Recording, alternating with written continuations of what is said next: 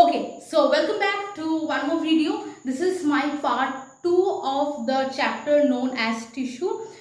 So please let's start with this chapter. We have done the introduction of tissue where we have done the half tissue. Today we will be doing the meristematic tissue. Okay, so let's start without wasting any further time.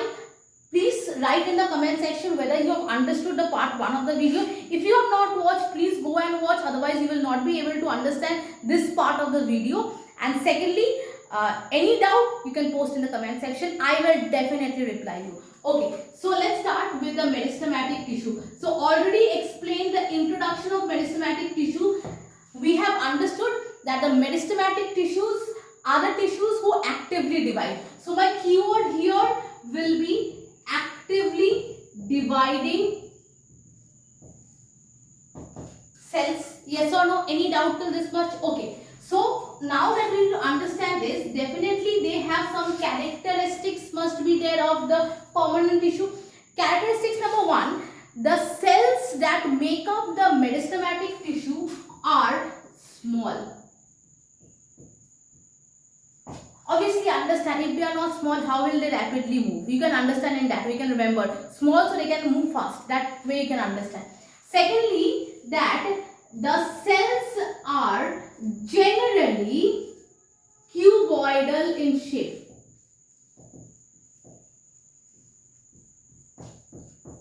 I am marking these so that you can take a screenshot of this and you can remember this properly. So number 1, characteristics, we can say cells are small. Any doubt to this much? Secondly, cells are generally or usually cuboidal in shape. The next thing we can say, nuclei. You understand the concept of nuclei? If not, watch the videos of cell. Nuclei are large. Is it clear? Nuclei will be large. The next thing we can say, vacuole are almost absent.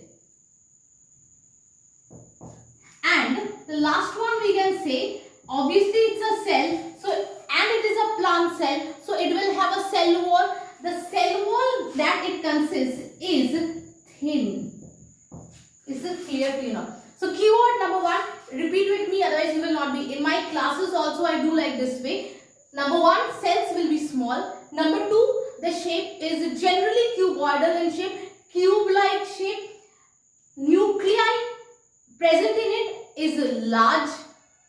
Vacuole is almost absent, and obviously plant, so it will have a cell wall. The cell wall it consists of is thin. Is this much clear to you or not? Any doubt till this much? Now let's not waste time and let's start with the 3 types of meristematic tissue.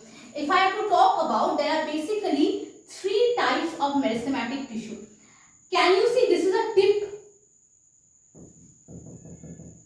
I can say this to be as a tip. The tissue, the meristematic tissue rather, that is present in the tip is known as apical. A-P-I-C-A-L. Apical meristem. What is this known as? The tissue you will get in the tip is known as meristem, apical meristem. Suppose this is a pen and this portion is apical tissue. Clear? So can I say the apical tissue, if the apical cells are increasing, the cells of apical tissue are increasing, then my height will also increase. Obviously, if somebody is pulling me up like this way, my height will increase. So that is what is meant is the location, I am denoting this as L, of apical tissue is it is present in the tip of roots, stem and leaves. Is it clear? And the function of apical tissue is it helps in increasing the length of the stem. Any doubt till this much? Okay. The next type of tissue that we have to do is known as the tissues that you will get here. This tissue is known as lateral tissue. What is this known as? This tissue is known as lateral tissue. Lateral tissue is also known as cambium. This is one of the most important questions they ask you the location and function of lateral tissue. Location of lateral tissues, please learn this by heart. This is same. It is present below the bark. And the function is very important. As it is present here, so it will, if they will increase like this way. Means they will increase. Apical is increasing like this way. Lateral will increase like this way. So the function of lateral is it will increase the diameter of the stem. Is it clear to you or not? Okay. Last type of tissue. There are three types of tissue. One, apical, location function is done. Second, lateral, also known as cambium, location function is done. You can take a screenshot later. And the last type of tissue that you have to see is if you have eaten the sugarcane juice, you will see in the sugarcane, if you see, there are like this way present.